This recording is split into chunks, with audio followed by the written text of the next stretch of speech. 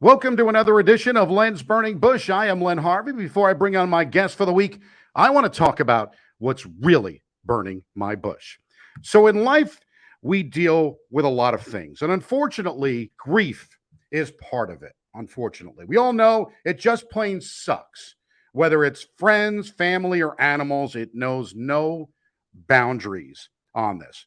And as I mentioned in last week's episode, we lost a very important part of our family. Our furry best friend, Maisie, for more than 10 years, passed away last week. And certainly our family's having a tough time with it. And I'm certainly not trying to depress you on this rant.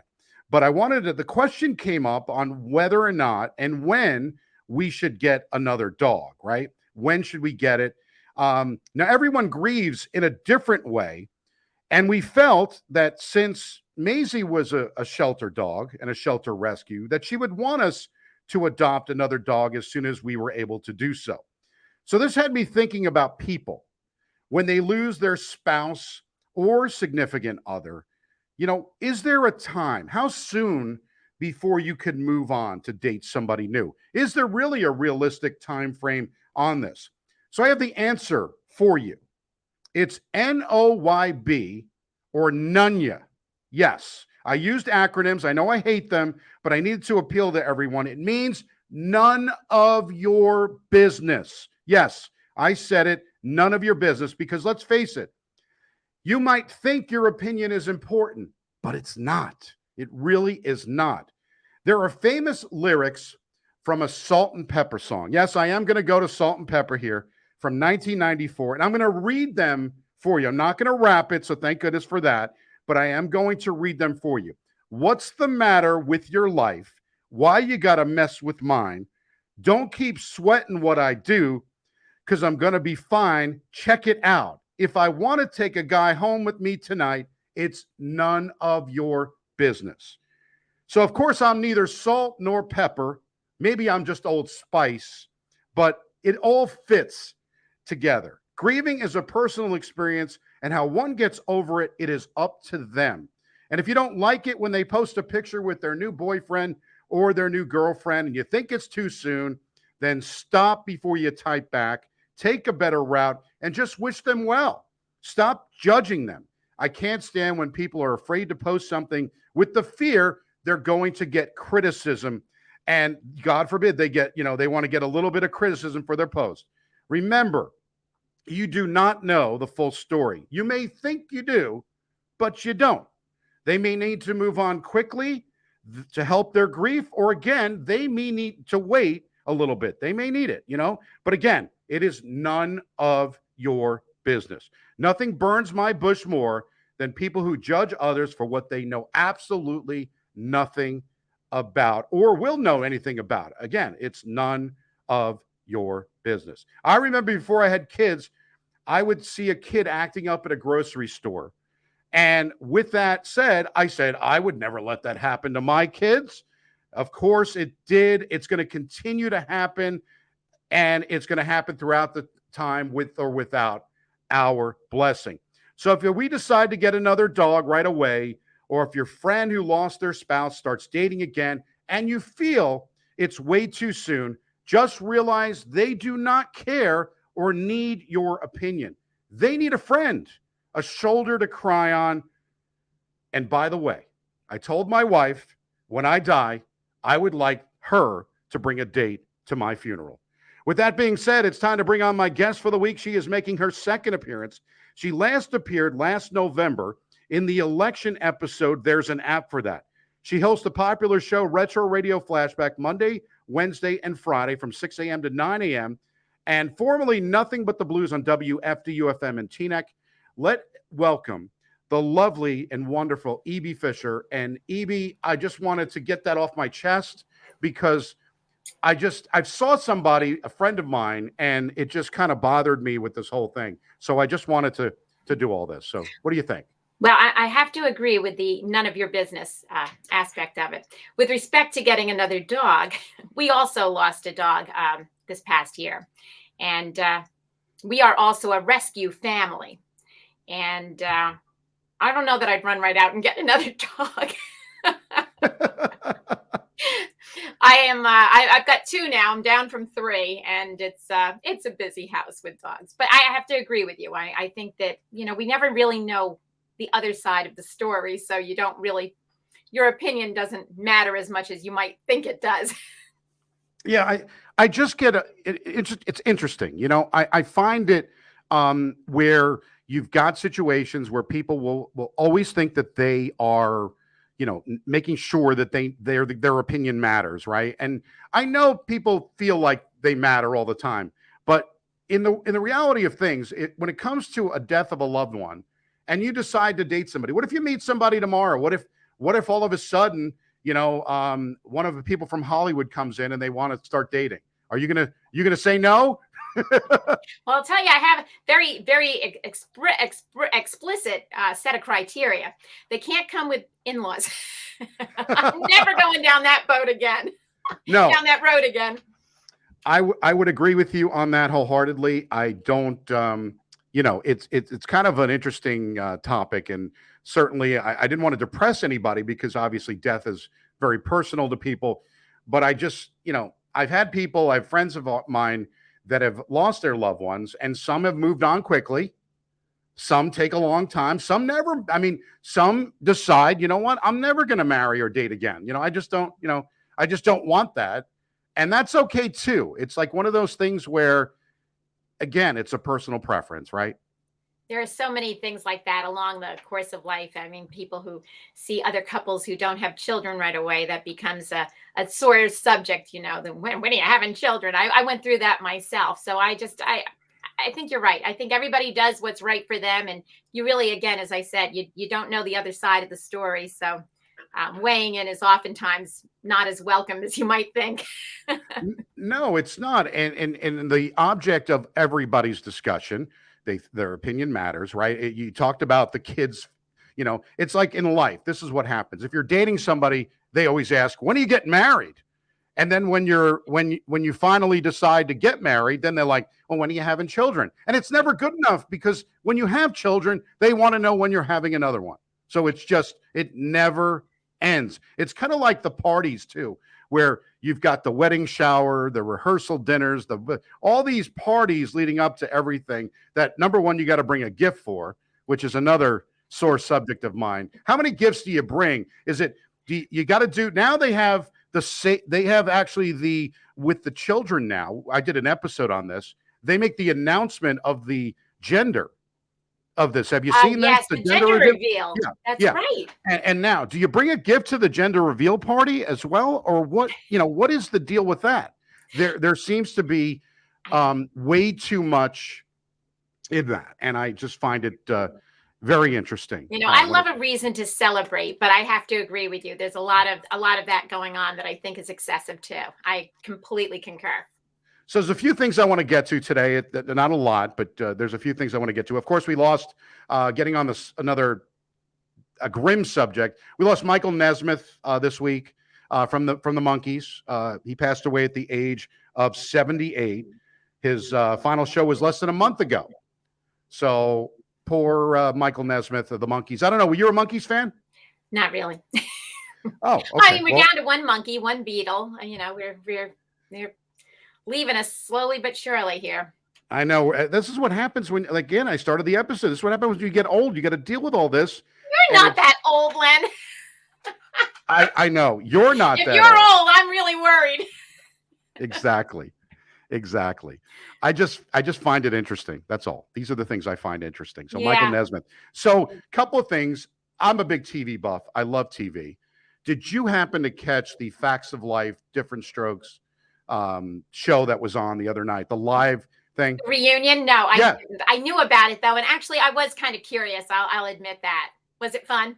It was good. The Facts of Life one was kind of I mean, it was okay. Mm-hmm. It was it had its moments. But the Different Strokes one with John Lithgow, Kevin Hart, there was an appearance from Snoop Dogg, which was kind of fun. So I don't want to, obviously you can go on Hulu and you can watch it, but I just find it interesting, to bring back the older shows and to do them live is certainly a fun thing for me. well, forgive my ignorance, but Different Strokes. Who's still alive from that show? Todd Bridges, he came on and did the introduction. Was he the older brother?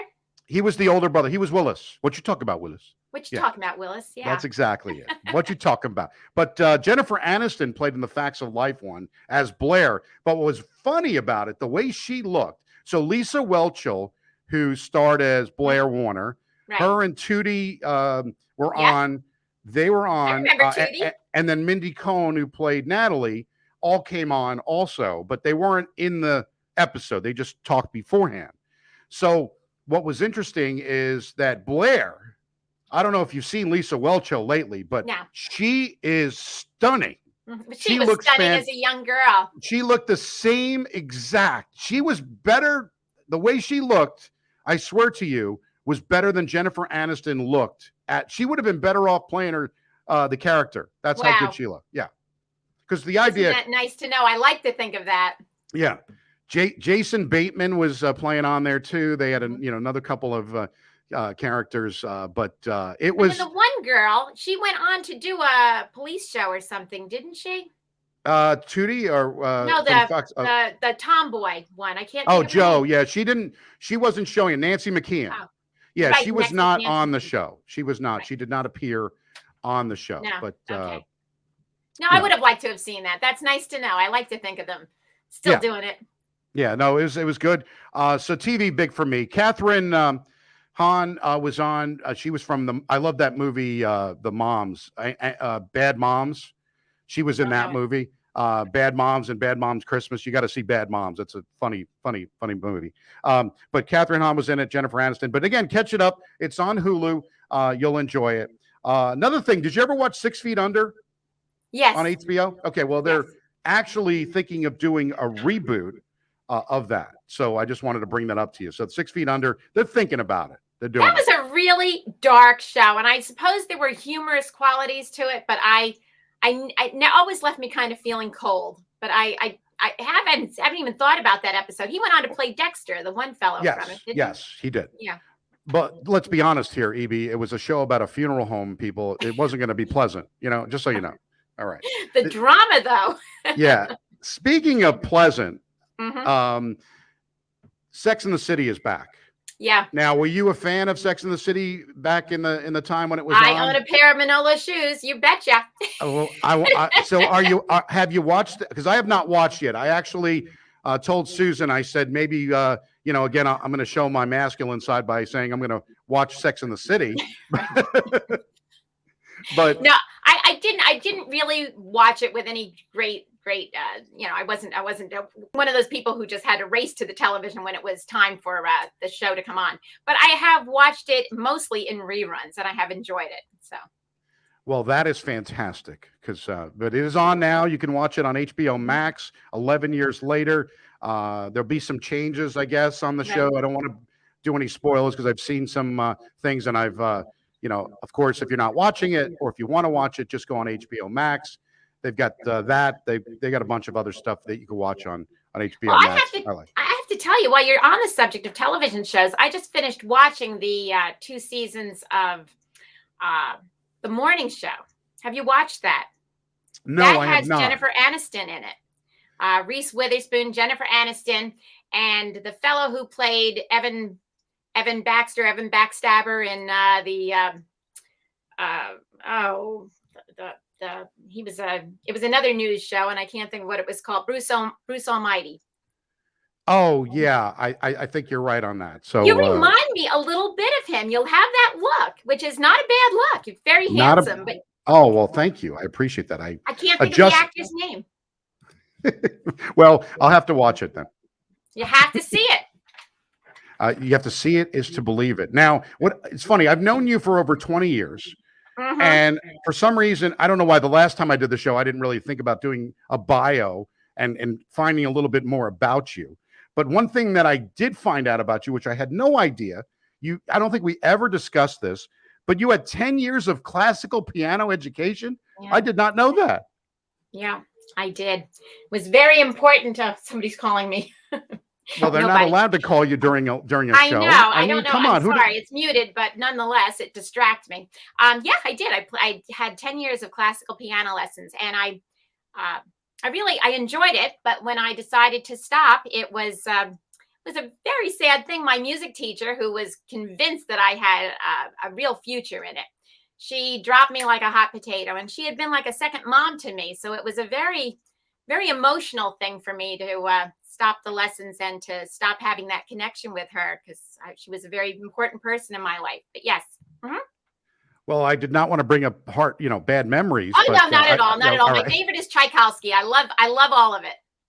Well, I one of these days you'll have to play for me, because like I said, I had no idea. I'm sitting here and I had no idea that you had done that, and it just kind of it's kind of interesting. I just Mhm. find that anyway. So I'm glad that you liked it and you did it, and you're playing music now from the 70s, right, on your show, a little bit We're a of retro everything. program.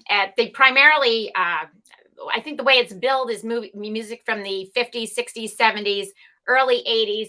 Of course, I've never been one to follow the rules, so I go right up into the early 2000s, which is it appeals to the audience that listens to me on a Monday, Wednesday, and Friday. So I keep it going. And and you had mentioned before I had done the blues show, and I did. So I pepper the show, shall we say, with music that fits the genre from a time frame standpoint, and adds a little bit of a dimension to the music that they might not get on just a straight retro format. The retro format, I think, was developed to um, play pretty much just the hits. You can go through the hits just so often. You get a little tired even of hearing them, even though it's been a number of years. Sometimes it's every once in a while you want to flip to the B side of the old record and remember some of those songs too. So I'm all over the map with it. I enjoy it, though, I have to say. Now, in this day and age, how can you consume the show? Oh my gosh, you're asking the wrong person. I should know these things on the fly, just like that. We are on, you can hit us up on radio, of course, if you're in the New York metropolitan area at 89.1 FM. You can reach us online at our WFDU.FM website. And then there's a spot there where it says listen live, and you can listen live. And we used to do streaming too. I never had the cameras on, so that didn't mean much to anybody trying to see the what was going on behind the scenes. And then we also have we're on iHeart and iTunes and a whole host of different carriers like that. So yeah, you can get us just about everywhere. We're tough to avoid. Well, I think that it's great that you've got the show. I like to think that I am you know, I look at myself in this as I like my music 50s, 60s, 70s, and 80s. I like to have a playlist that's kind of all of that. So I call it the best mix of the 50s, 60s, 70s, 80s, and today. WLEN radio, right? Right, That's how I do it. exactly. Do you do radio still? Are you No, keeping your no, hand in it? no. No? I do. I actually do play by play for football on Friday nights during the fall, but that is all I do. So yeah, I And don't. where is that? That is in Cincinnati, Ohio. I do the Elder Panthers football. So that Wow. is fun stuff. So it is all good, right? It is football. That I love the play-by-play stuff. I've always enjoyed that. So it's good. Well, you did a lot of that when you were back here in New Jersey for sure. Yep, did Fairleigh Dickinson University basketball with my partner David Smith. I don't know if you got a chance to listen, but David came on a couple of times already too, and David and I yuck it up a little bit like we used to. So it's always fun. That's what's great about I texted you about this. The fact that during the COVID, during everything, I feel like I'm getting in touch more with my friends than I've ever done that before. And this show is really, I've reached out and gotten people on as guests, and some, continue like after the show, just constantly texting back and forth, which we didn't do before, like you and I. It's kind of a nice thing to do. And now we've added a little bit of video on this. You can go to YouTube eventually. You can type Lens Burning Bush on YouTube and find this. That's kind of where it is. But we also are on all those platforms that you mentioned as well. I saw something that I wanted to get your opinion on this week.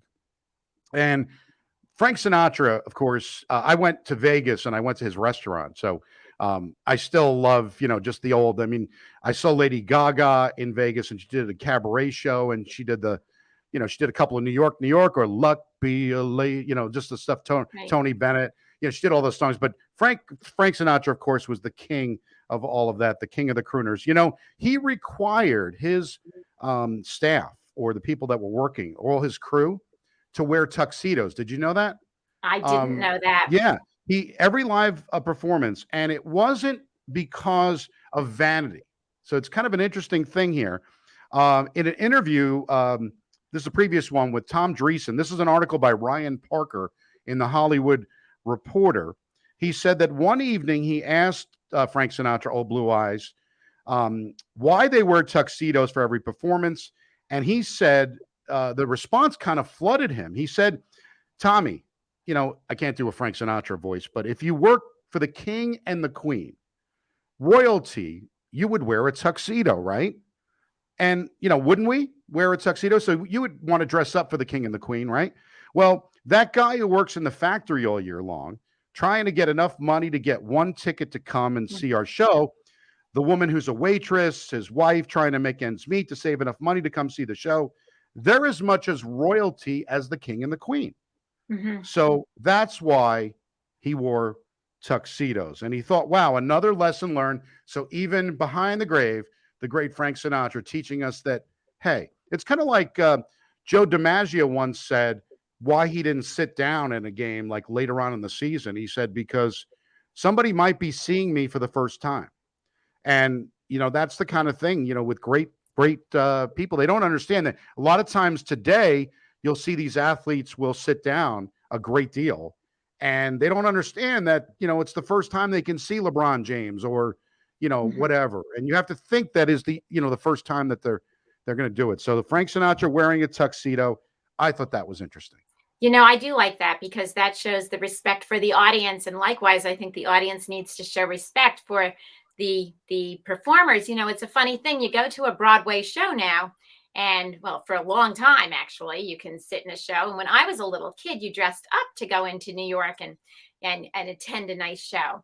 And now it's anything goes, and I'm inclined to be the type of person who believes you show respect for the performers. And I like to think of the performers also believing they need to show respect to the audience. I think we've lost so much formality, and some of it, I'm sure my own kids even roll their eyes when I try to suggest certain things that might seem old fashioned. But I think that losing some of that is it breaks down slowly but surely. It erodes at some of the nicer parts of our society. And I think that I love that philosophy. I try to employ that myself. I always sit to this radio looking like $1 million for my audience because I know it matters. You do. You do. And it's important that you do. They need that. Exactly. So one thing that I found, and speaking of kind of, doing it for people, right? So, when I'm sure we've all, during the pandemic, we've ordered more food than we care to order in a drive-through lane. The only ones that seem to get it, in business. Yeah. Well, that's kind of, I'm the same way. I feel like there's, I order a lot of stuff. I've tried Uber Eats. I've tried other stuff as well. And, this is kind of the stuff we do, right? We just continually do that. But you never know who's on the other end of the drive-through. And what's interesting is a customer who is visiting the drive-through at Raising Cane's. Have you ever? And Raising Cane's, it's a chicken fingers restaurant in South Carolina. I know. Yeah. Yes. Yeah. In South Carolina, they were surprised when they got to the window and they saw a famous face staring back at them. And who do you think it was? It was actor and comedian Chevy Chase. He decided to help out the restaurant's kitchen during a recent trip. He said he stopped by the restaurant for a quick meal before joining the staff in the kitchen. Now, Fox 29 reports that the actor was in town for a screening of the classic Christmas Vacation, Shitter's Full, right? The National Lampoon's Christmas Vacation. We all love that movie, and the movie was part of the successful Vacation franchise. But Chevy Chase at the drive-thru, I've seen that happen a few times where they try to, get people to do a little bit more on that. So it's kind of fun stuff. I found that That's sweet. story to I be. like that story. That's cute. So holidays are coming up now. I am a big proponent on not getting anything for anybody. I don't think anybody's been good enough. I Scrooge. think I am Scrooge because here's the deal. I went out the other day and I got myself something because I this way I get what I want. I don't need Mhm. somebody, I'm setting my ways now. I don't need to have something I'm gonna not want and not use. It's kind of a waste of money. So I always say don't get me anything because it is what it is. I can get it if I want it. And I just feel like as an adult, I mean, the gifts should be for the children, the younger children in particular. Mhm. So when they're 18 and whatever, and they already, soak enough money out of you, I don't think they get anything. What are your thoughts on that? Oh, I don't I'm know. mean. I am one of those people for whom I would probably cry like a baby if there wasn't something under the tree for me come Christmas mornings. No, I And can't say I'm relating to this conversation. no, that's okay. That's okay. I think that it's all fine. I'm just a curmudgeon. What can I tell you? I am definitely a curmudgeon, and it is what it is. I never I saw just this side.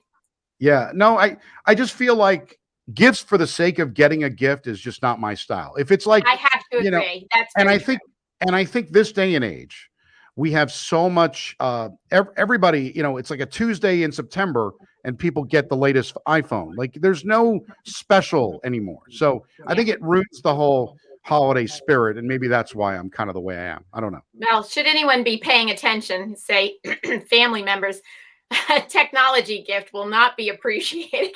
Okay. Anything with technology or kitchenware, they can keep it. I Yeah, just want something that sparkles. That's all. that's all you want. A little bit of bling. That's what you A want. little bling. Why not? A little bling for you is all good. I think That's that right. you would. I think you would enjoy that. But what's your opinion? So I wanted to do a rant on this, and I held back today. Mhm. I might still, try to do it. But one of the things that the Happy Holidays thing versus Merry Christmas. Now, here's my thought on it. If it's during Hanukkah and Christmas, okay, maybe you could do that. Or if it's during the same. But here's the deal. On December 25th, Merry Christmas is appropriate. Don't you feel that way? So, Very. and here's my other point to this.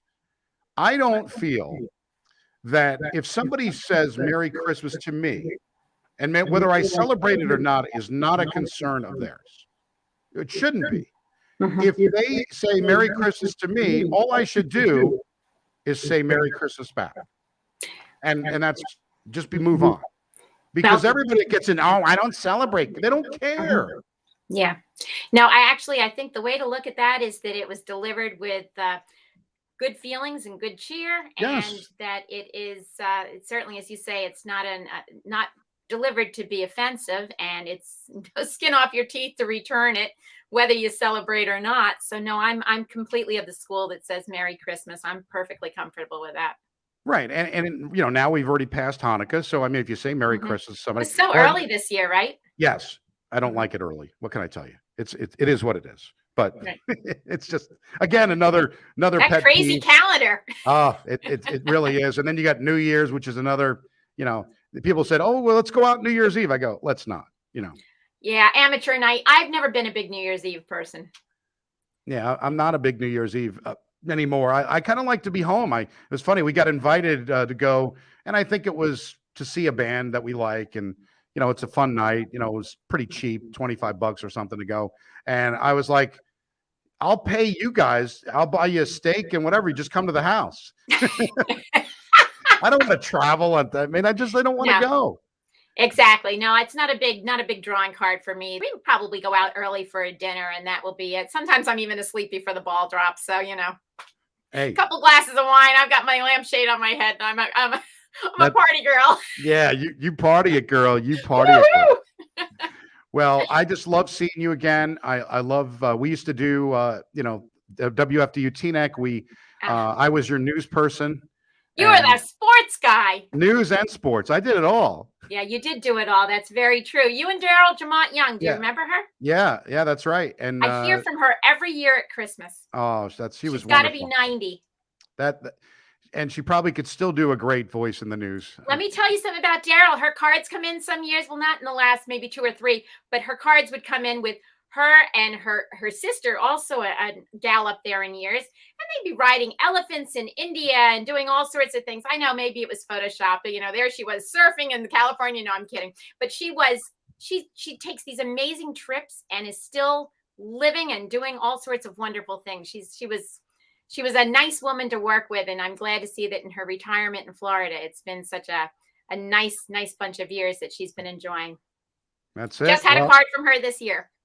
Well, it was a special time in my life and meeting everybody, and it again, continually doing this on the podcast, it makes it great. Now you can like Len's Burning Bush on Facebook at Len's Burning Bush, and you can follow at Len's Burning Bush on Twitter. YouTube channel is under Len's Burning Bush. If you search it, we've got it on iTunes, Spotify, Google Play, Podbean, iHeartRadio, TuneIn. You can even ask Alexa to play Len's Burning Bush.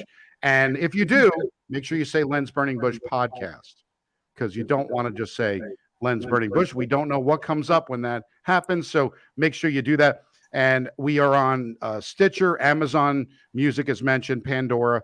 It is all over the place. We have some countries that listen, don't know why, but hey, God bless them. It's fun to do. Now we're trying this video stuff, and it is what it is. I don't know if anybody really wanted to see me. There was a reason I was in radio for all those years. The old face for radio, right? The face for radio.